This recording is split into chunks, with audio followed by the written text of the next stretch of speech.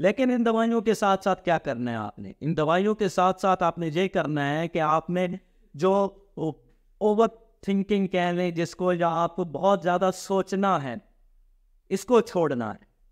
کیونکہ کچھ چیزیں آپ کو کرنے سے پہلے یا کرنے کے بعد آپ کو بہت کچھ سکھاتی ہیں، نہ کہ آپ کو وہ نیچے کی طرف دھکیلتی ہیں. ہر چیز میں ناکامی بھی ایک سیکھ ہوتی ہے، یہ آپ کو سمجھنا پڑے گا.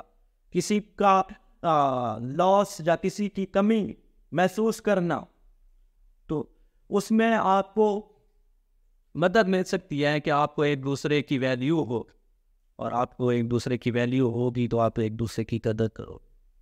تو اس کے بعد کیا ہوتا ہے کہ آپ کو جو روزمرہ کی فائنینشیل پرابلمز یا مالی مسئلے مسائل آ جاتے ہیں زندگی میں، تو کیا ہے کہ آپ نے زندگی کے ساتھ لڑنا ہے، نہیں نہ کہ ہار مان.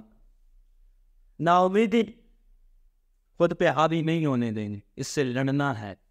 اس سے لڑو گے تو اس سے باہر نکلو گے. اگر صرف دوائیاں استعمال کرو گے تو کبھی بھی اس چیز سے آپ باہر نہیں نکل سکتے.